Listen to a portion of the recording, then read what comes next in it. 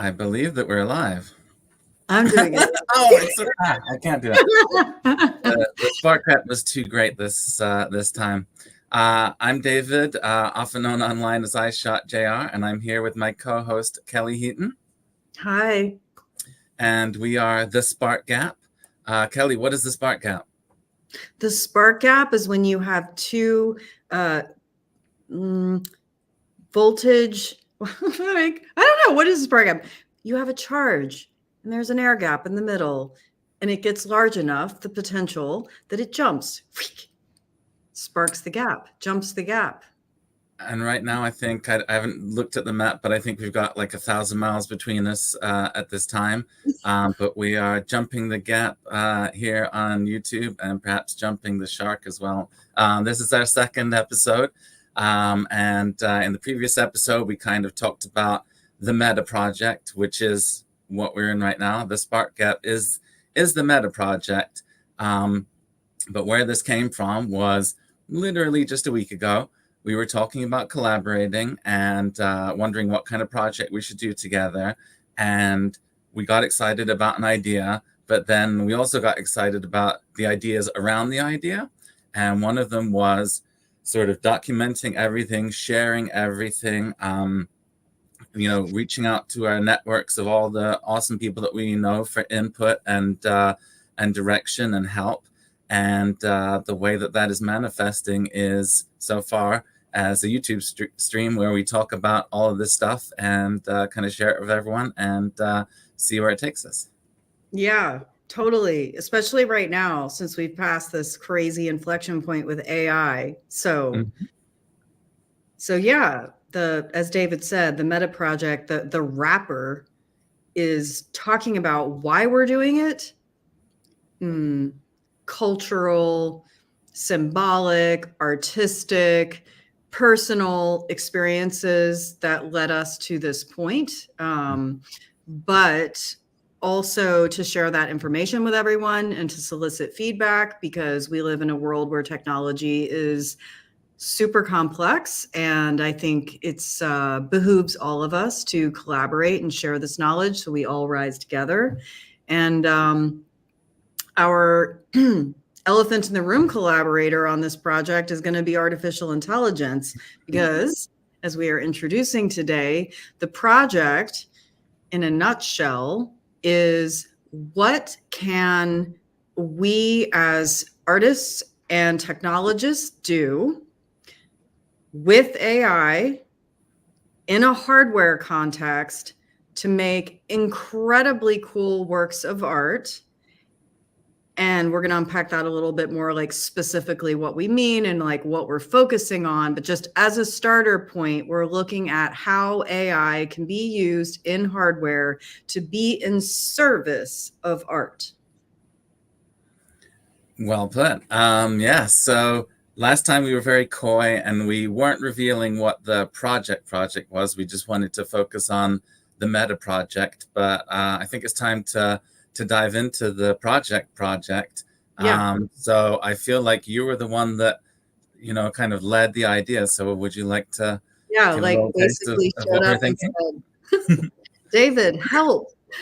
Yeah. So as we mentioned last week, both of us, but me as like the more art focused person, has been thinking about machine intelligence for more than 2 decades. And I have worked with what could be considered AI, like Furbies or Tickle Me Elmos, other forms of firmware. I've built analog electronic circuits with lifelike behaviors. So depending upon how you define what is AI, you could say that all of those qualify in their own right. But we have passed this sort of, and actually that's an interesting thing to look at or to talk about. We have passed this moment that for me is really registered to the generative code that we know of as like ChatGPT, when all of a sudden that became way more intelligent than I think a lot of people thought it would be this fast. Like I knew it was coming, and I'm not a coder, I'm a hardware person, but nonetheless, like it was really exciting. And I've talked to some of my software engineering friends who've said, wow, like I just did not think that the model, knowing what I know about how the architecture works, like I didn't expect it to be as good as it is this fast, these large language models. What do you think about that, David? Just in terms of where we are. Yeah, so I mean, you said that you've been interested in this stuff for a couple decades. I mean, when I was in college, I took, graduate level AI back then, It's so and funny. I don't know why you're And what laughing. was it then? What was it then? The main project that I remember at the time was we had to design a, just purely in software, tank that had to like navigate out of a maze, Yeah. Okay. purely in software. And that was Okay. like 500 level AI. And then the other kind of AI-ish class I took was 595 natural language processing, which honestly was a lot of the same concepts as the stuff that we're seeing now. My final project for that class, I wrote a thing that was, so I had a car stereo called the Microsoft Auto PC that you could write programs for. It ran the Windows CE operating system, which was their mobile operating system before Windows Mobile, before Android, before iPhone, and all those things. And so I wrote a little program for that that would summarize news articles and read them to you aloud. Okay. When was this? What year? That's not important. It was a very long time ago. I'm really old. But yeah, so this was, as we said, a couple decades ago, I would say. And, that's not that dissimilar from the way the technology is being used now. And I'm not sure that the summarizing abilities of the algorithm were as good as, the modern stuff, but it worked pretty well. It was pretty cool. My professor was impressed. I got a good grade. So, Yeah. Yeah, I mean, listening to you talk, I'm thinking, okay, so, I mean, I remember writing like little programs and for Turtle or interacting with Zork, and so it's like it's definitely a gradient for well, sure. I mean, one of the most famous examples of early intelligence was Eliza. I don't know if you've ever used Eliza, but it I was a haven't. interactive. I think it was billed as sort of a therapist or psychologist, Okay. and it wasn't like for serious usage, but you would type in some. Basically, it just had like a couple of different like lookups of things that it could do in response to you asking a question. But at the time, and even more recently, like I think this might have been in the 70s or something, it was just a text-based prompt, and it would say, tell me about what you're feeling or whatever. And you type in, I'm feeling sad. And it'd be like, oh, I sometimes also feel sad. What is that like? And like, it's not really like doing anything super intelligent, but people would be easily deceived by it to the point where, they thought there was someone typing in the other, in another room, that someone else was actually typing it, because it Yeah. says things that are so sort of convincing that it feels like it maybe understands what you're feeling, but really it's just picking a couple random responses, shuffling around the things that you said to it. And I don't even think it has any kind of state that it maintains. I don't think it even like remembers what your previous question was before. I think it is purely based on what the most recent thing you said is, but you can have a conversation with it that makes it feel like there's something intelligent happening. And that is, 50 years old, I think. Yeah. Okay. So I'm like, I have so many thoughts listening to you. Just there's plenty of like quote AI psychologist or, tarot reading or astrology interpretation pieces of software. So there's definitely a lot of cool things happening in that space. But I love um, there's this book called Thinking in Bets by Annie Duke, and she contrasts chess and poker. Mm-hmm. And what she says is that life is like poker because there's always an element of the unknown. Mm-hmm. So if you play 5 games, even if you're a professional poker player, in all likelihood, you're doing great if you're winning 3 out of 5, right? Mm-hmm. I mean, because there's always going to be those games where you get dealt crappy cards and you can't do anything about it. Whereas with chess, I mean, not to say that it wasn't amazing when a computer learned how to play chess and beat humans, But I mean, and we were all amazed at that time, but there was still this idea of like, okay, well, I guess really what that means is just like chess is a game that happens to be reducible to a logical progression. And many of the programs that you're describing, or Furby and whatever, these versions of machine intelligence we were interacting with, they always had a quality where you felt like you could predict it, and so that wasn't very interesting. I think that actually that predictability, that combined with the lack of control over the sculptural, the form factor, is why I got so interested in analog electronics in the first place, because I wanted to understand at the level of electricity what was happening with the waveforms, because it felt so much more like neurons, right? To look at, like astable multivibrator oscillators triggering transistors on and off and capacitively coupling them to others, and then watching this cascading effect of how like a flux in continuous voltage is changing the hardware itself. And that was like, oh wow, that feels really alive. Like, even though it wasn't doing something complex, it didn't feel programmatic or deterministic. Okay, so and that's why I was kind of like, code, I mean, it was cool, but like, and then at the end, even if it's really super cool, it's like stuck on my screen, and I'm a sculptor. Yes.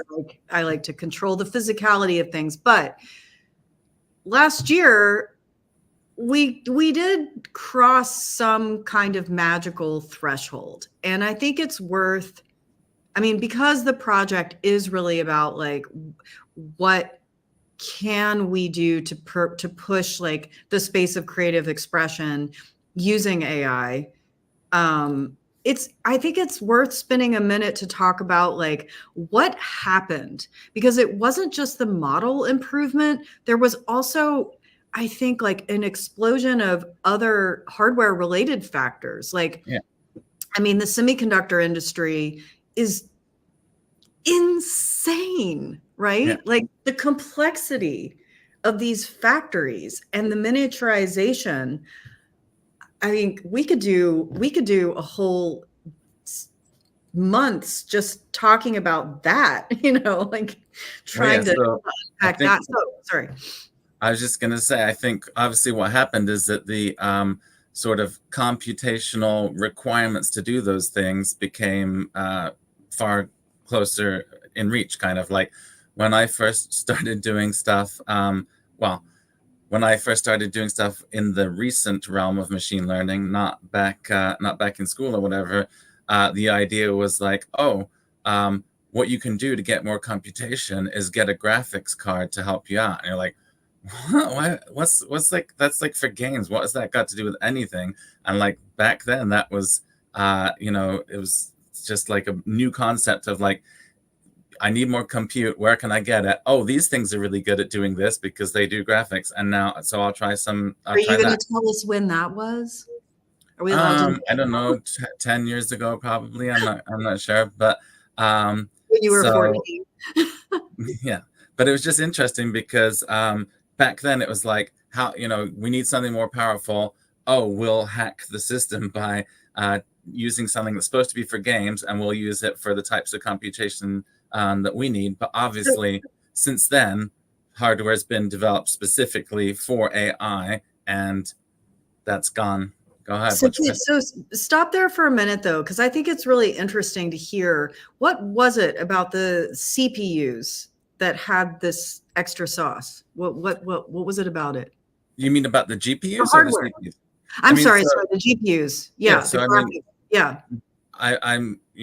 this is not my area of expertise. I don't really have a great grasp for what's happening under the hood of this stuff. I just knew like this is what you need in order to do this. We'll have to bookmark that and find someone we can bring on. We'll definitely do that.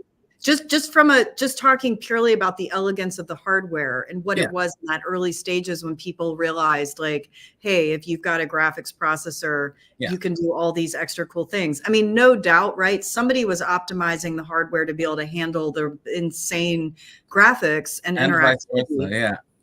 Because the graphics card, I mean, graphics is just math, right? So the thing was, these things are really good at doing this kind of math.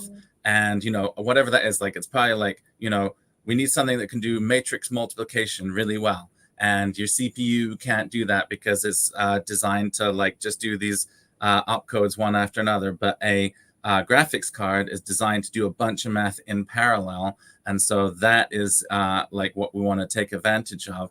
And so there was a mutual synergy where graphics cards started being adapted by people doing machine learning. And so the code was optimized to run on them. And at the same time, the graphics card people were like, these people are using this stuff for this. They probably pay a lot of money if we made like special ones that were really good for their, tensor calculations and stuff like that. And so so it like, instead of it being a weird hack, it became complete synergy.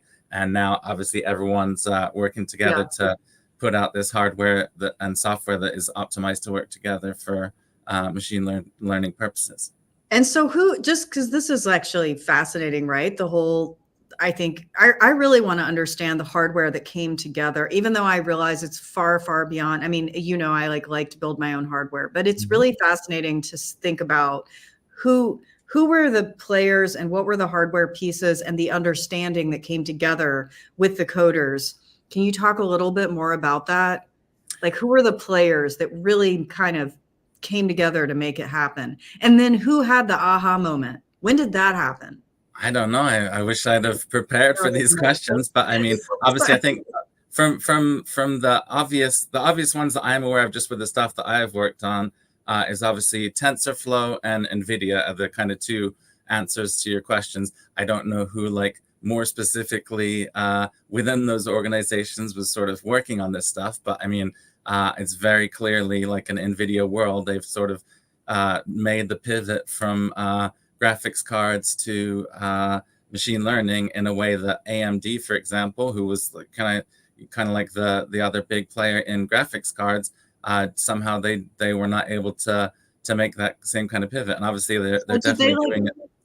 What's up? Did they not see the opportunity? Is that it? I think it was, again, there was this like synergistic thing of the software and the hardware where people started writing stuff and it was really optimized for NVIDIA cards, and then NVIDIA made optimized cards for the software, and then it just took off in that direction. And like AMD and Intel and everyone is fighting back, obviously, but it just feels like NVIDIA kind of ran off with it. I'm not sure how strategic that was or how much it was just kind of luck that those two things came together in that way, but probably a little bit of both. But it is fascinating to think about what is it about the hardware of the NVIDIA chip that gives it such a competitive advantage. We'll have to dig into that, just because it's really, I think that even though ultimately, getting back to the project on a practical term, ultimately what you and I will end up building will be a system that has a chip in it, and we're not going to be messing around with the hardware of the chip. But as an artist, it helps me a lot in formulating ideas, like what the art would be and how I present it to the public. If I actually do kind of understand what is under the hood, because part of why working with AI as an artist is so compelling is that it feels so relational. It's like, why would I make art with AI as opposed to just like being deterministic about the code or just saying like, who cares? I don't, there's something really compelling about having a relationship with this new crystalline, non-human and yet human birthed, form of intelligence. That's really, really interesting.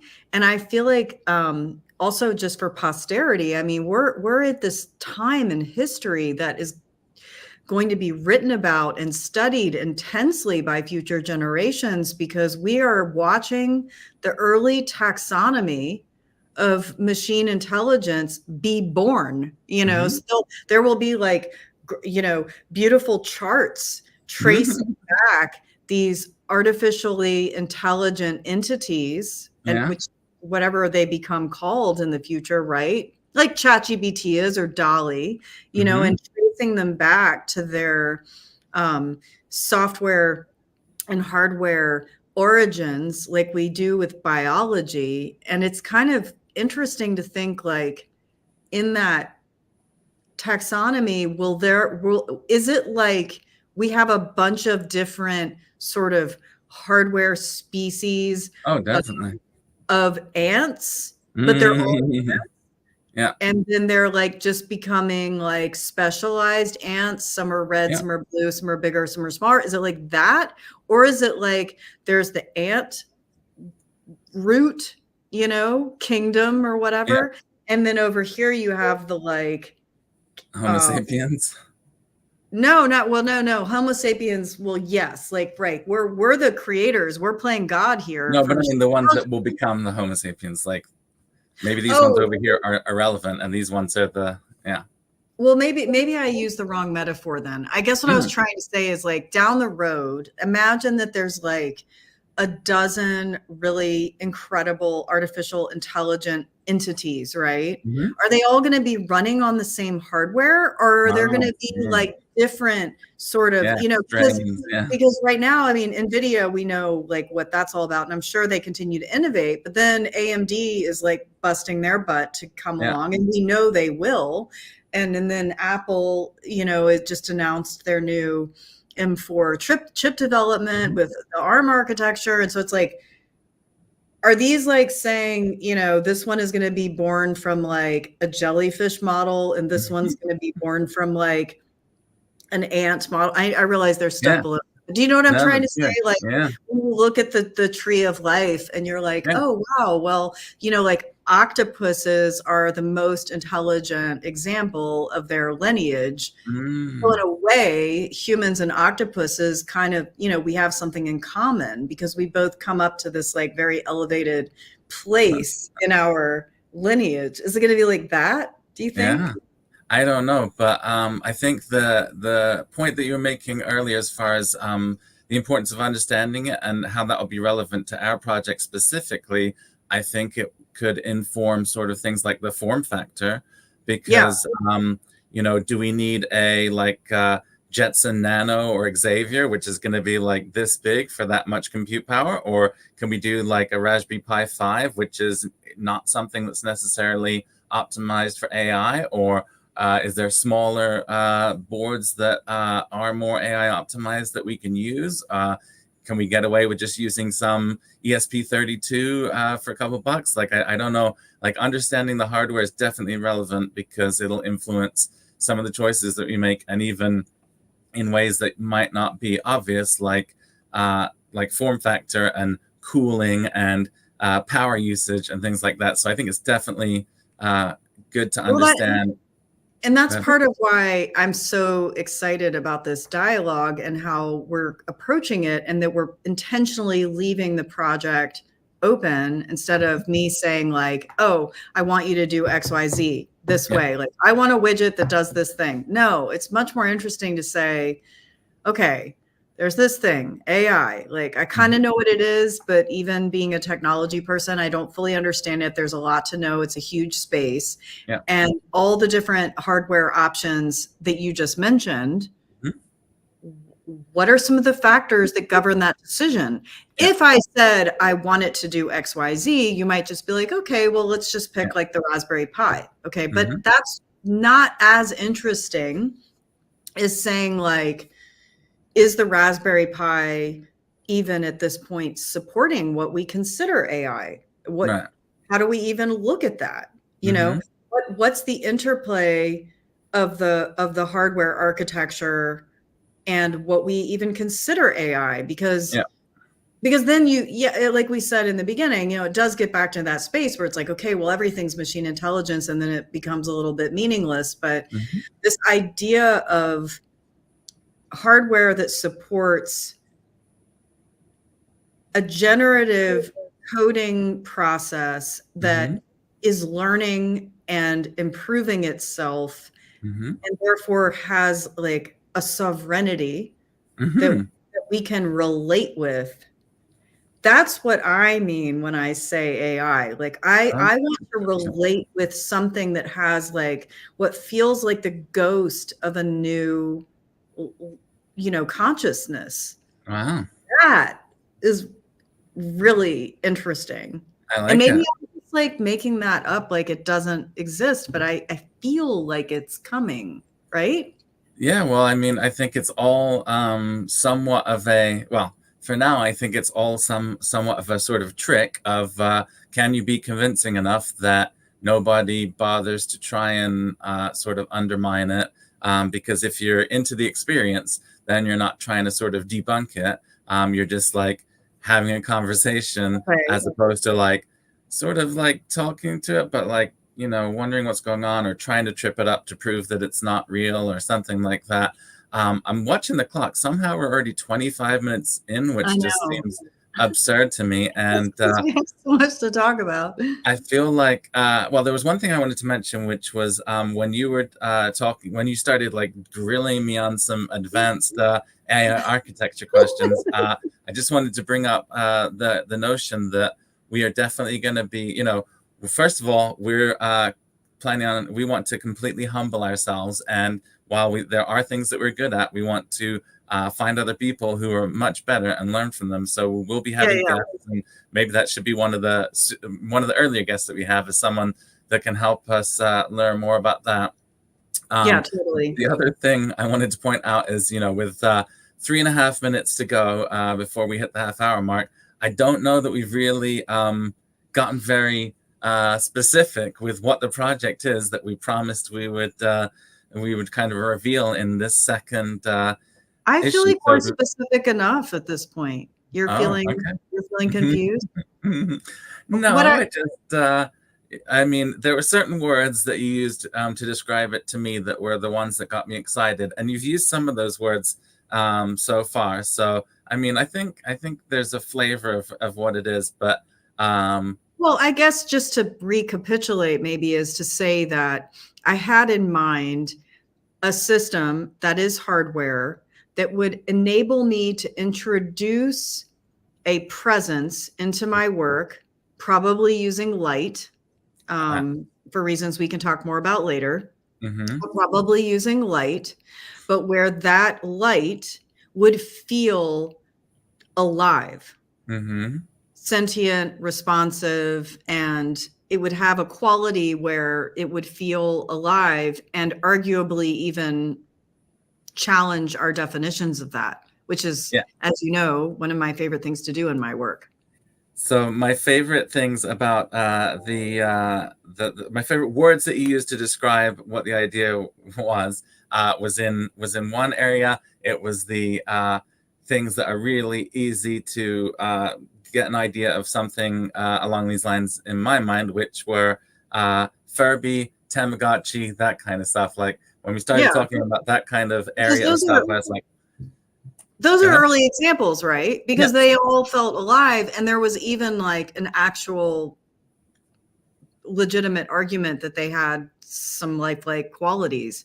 For yeah, just and to they take were they were Furby as an compelling. example, Like I yeah, didn't want my Tamagotchi to poop itself to death. I would like stay up late to make sure I cleaned it or fed it or whatever. Like that was like a real experience.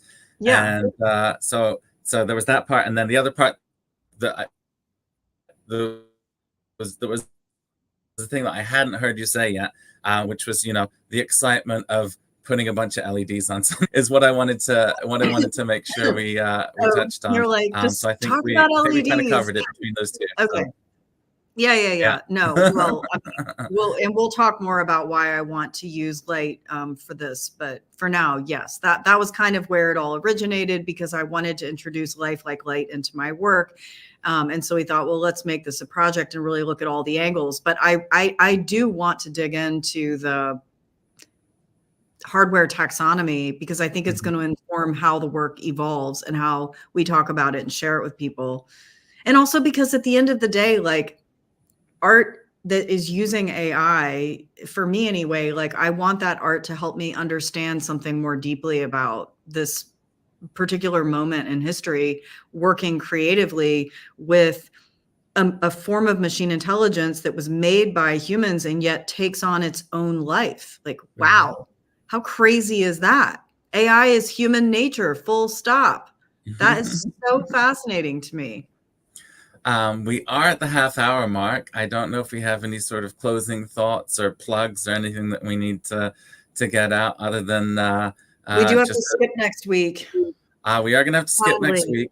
Yeah. So the Spark Gap is a weekly at 7 o'clock Eastern on Thursday live stream, but not every week. Part of our sort of agreement with ourselves in doing this is that we want to keep it light. We want to keep it fun. If it becomes a burden, then, you know, we're going to lose interest and we're not going to want to do it. So we travel, we have other things, and we may be able to like slip in a little, like, I don't know, special sauce or something. Like, I'll be in New York, but who knows? Maybe I can even bring on, maybe I can even bring on some special guests. So let's just see what happens. Wow. Okay. Now I'm extra excited. I've gone from being sad that we're skipping to excited for the potential of some bonus guests. Awesome.